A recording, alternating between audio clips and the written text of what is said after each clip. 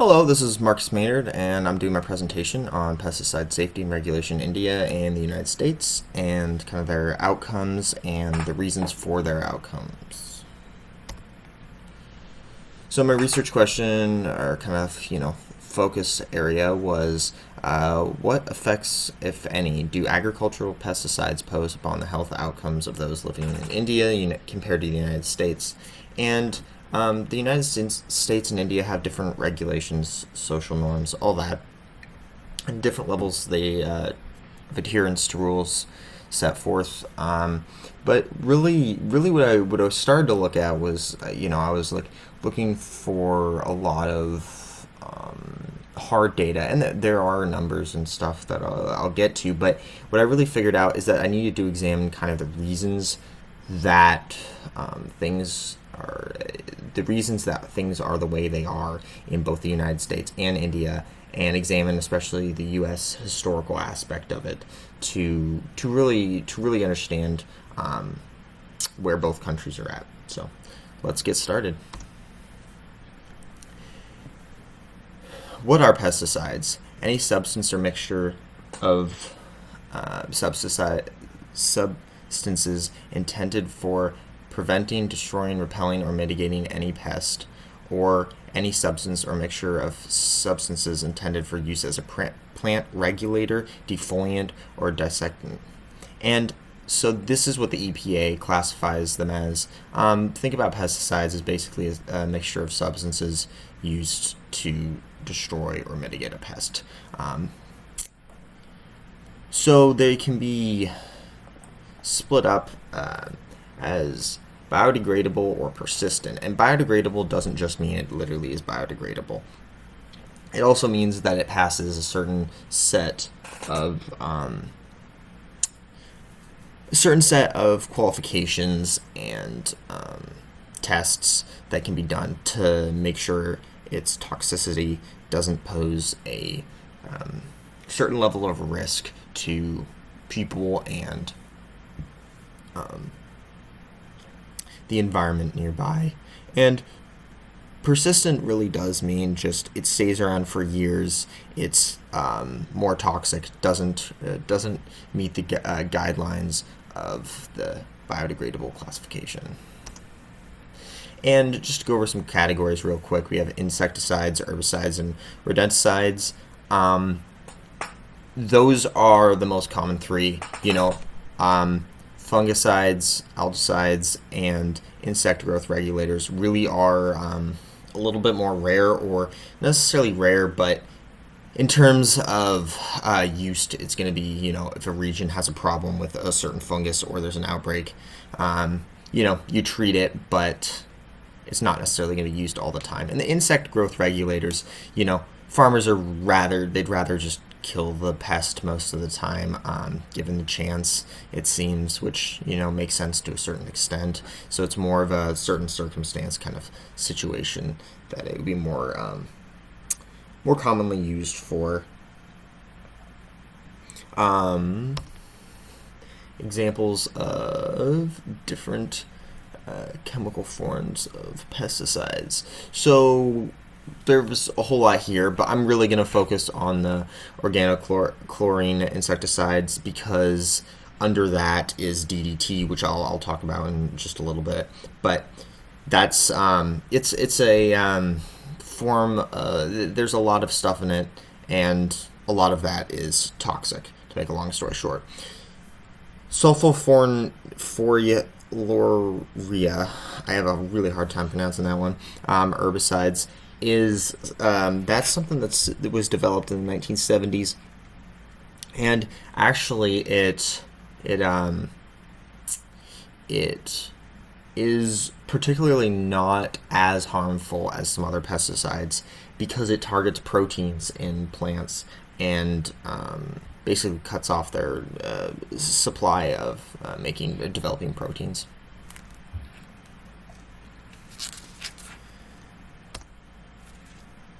So background for India.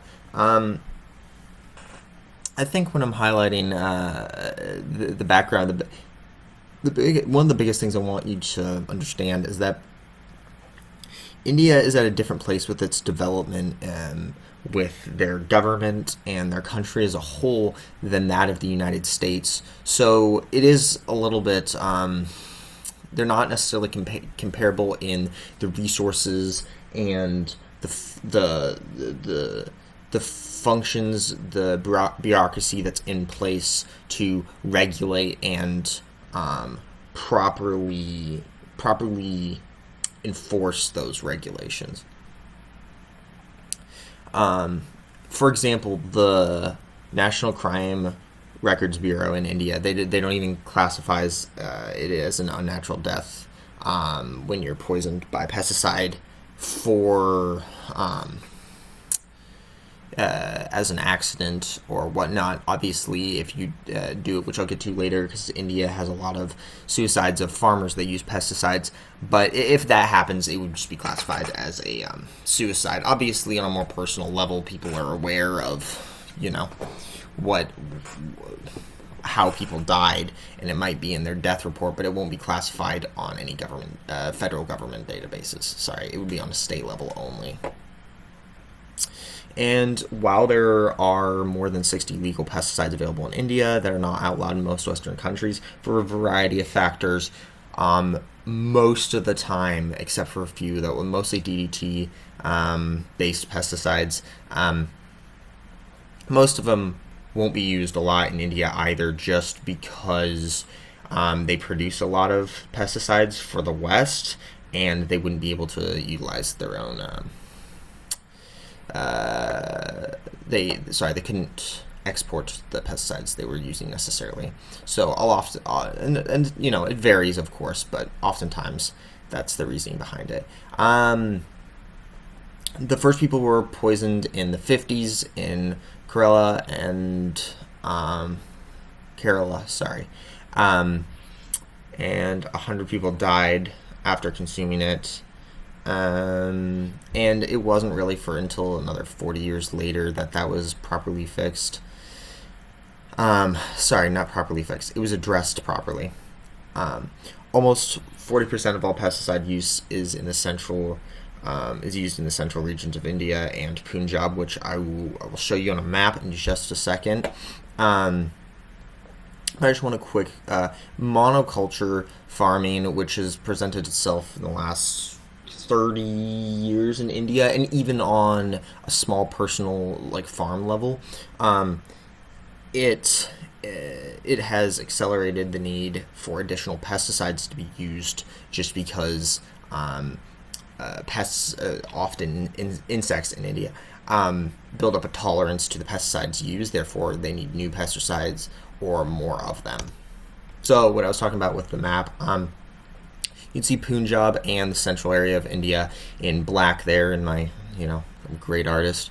But also the red circle around Punjab, that's kind of I was trying to, we'll talk about a little bit more, but it's, there's a lot of pesticide runoff into the drinking water that has negatively affected children and people of all ages, all age groups actually.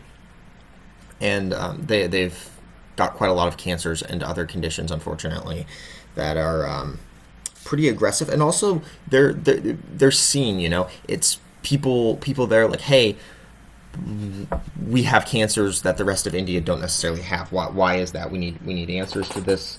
There's a reason this didn't just randomly happen out of the blue. There's a reason behind that. So, yep. So India actually used 1/3 of pesticides in the global average as of 2000. Now, since then, it has changed, not as drastically, and part of that is because some farmers just quite they can't afford, they can't afford to even go into debt, or they're already in debt, or for whatever reason they just can't even afford to get the pesticides to use them. And so that's becoming less common because of debt, lenders and everything, and offering more loans to smaller farmers. But that's its own issue I'll mention in just a moment. So the India's rice paddies and their cotton farms actually use up almost 70% of all pesticides used on a national level, and a lot of those are in those central regions of India. And so what I'm trying to get at with the formula here is that, to have high levels of DDT, which has been used since a variant of DDT, which has been used since the 40s in the United States and in Germany, for domestically produced formula, there is concerning, because that shows that it's still prevalent, and it is also used there as a pesticide in homes as well. And that's actually, it's been starting to transition to more of that and less used in crops in recent years, but it's still prevalent. And there are concerns about the Central Insecticides Board and some of these other regulatory bureaus and departments in the Indian government. And there's questions about why aren't they doing more? But, it's a developing nation. Realistically, when you look at it, it's very important that those are still in place and that they can work on trying to strengthen those departments rather than not have them in the first place. So India consumes far more insecticides than the rest of the world. And about of those insecticides, many of them pose a lot of risk because they are of the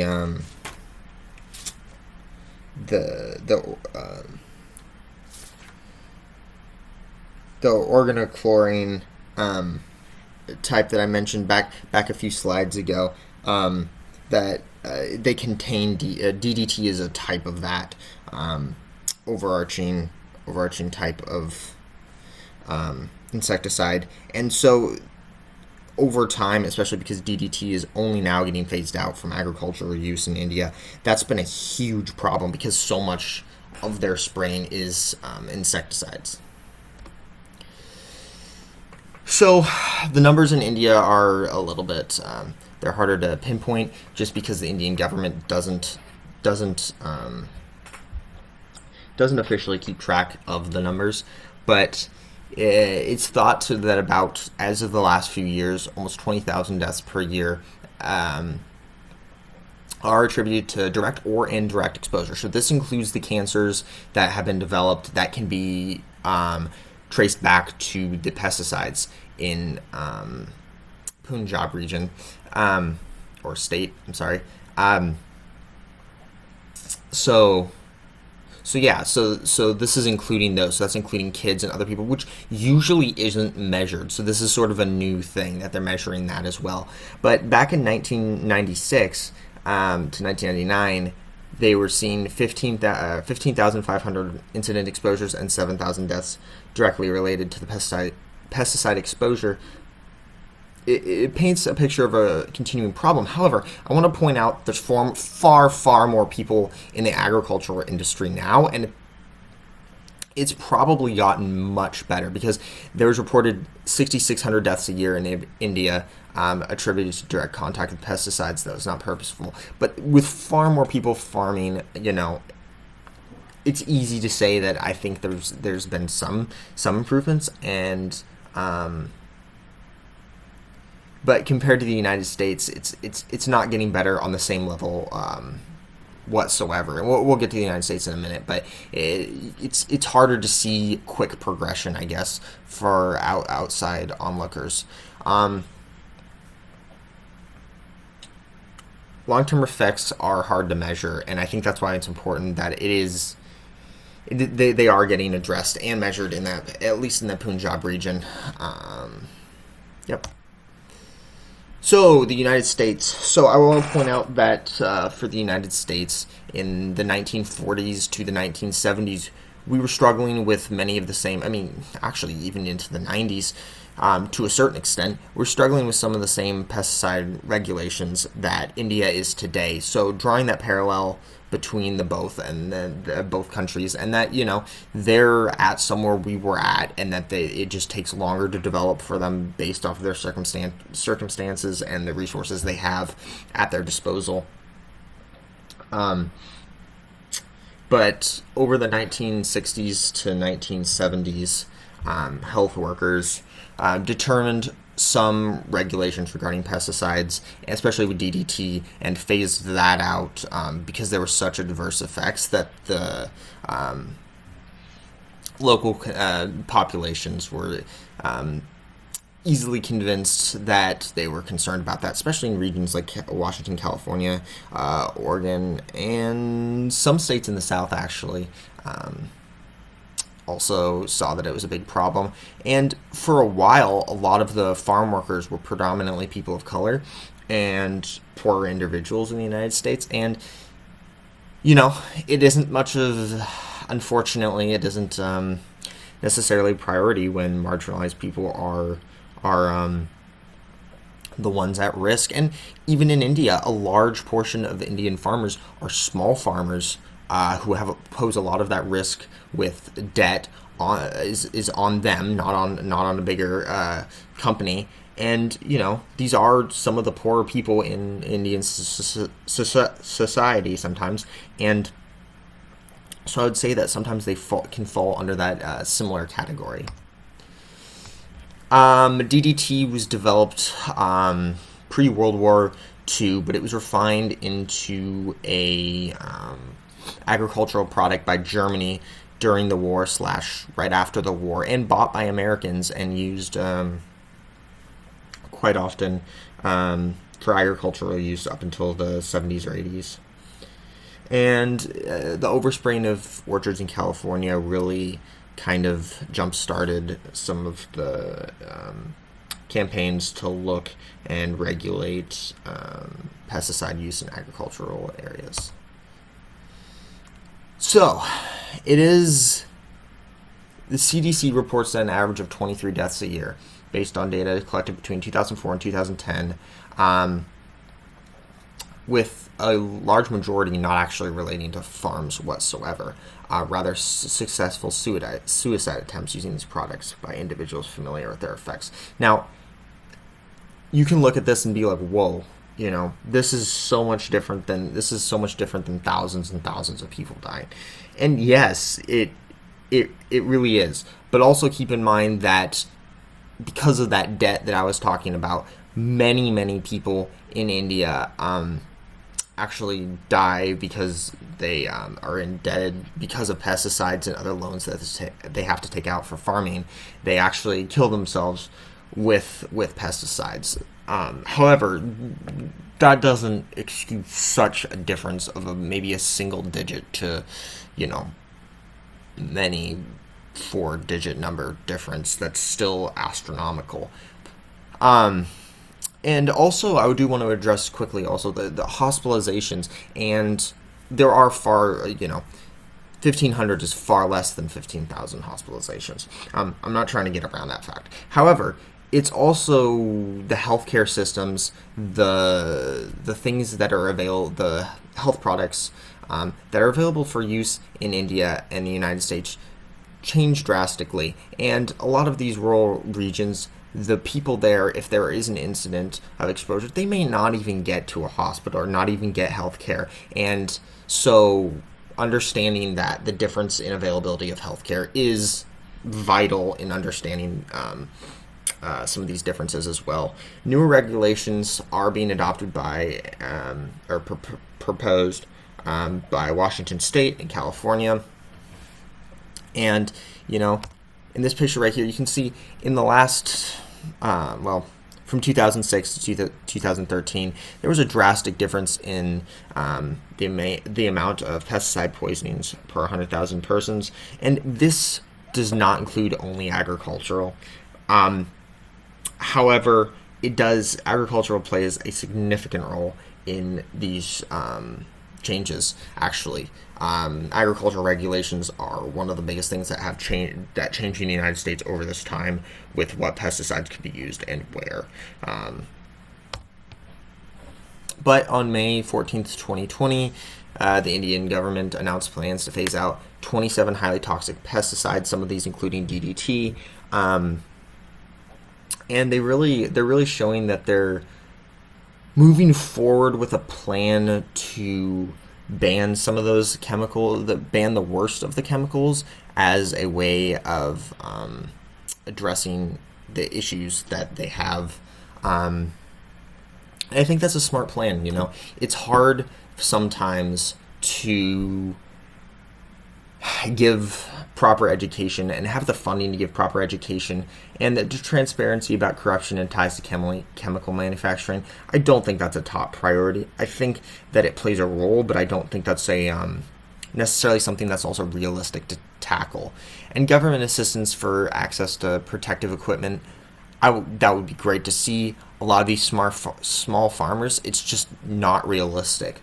Enforcement of laws in place where possible. I think that it's very important, and they do regulate larger farms, but I do think that it's important that as they progress developing some of these departments and systems, it's important to enforce the laws, especially when possible, and kind of develop a culture of following those laws. But I do think they're chasing of this idea, or they're going forward with the idea of eliminating the most dangerous pesticides. I think it's smart. It makes sense. It's the most cost effective for what they can do. It may be kind of a band-aid, but if it works for now, it's better than not having anything. And for conclusions, I really just want to hit home the topics here with India and its struggles, and understanding the different outcomes. It really comes down to these factors we discussed. And India is attempting to address many of these issues, but it's a struggle and a process. Thanks for listening to my lecture, and I hope you all have a great summer.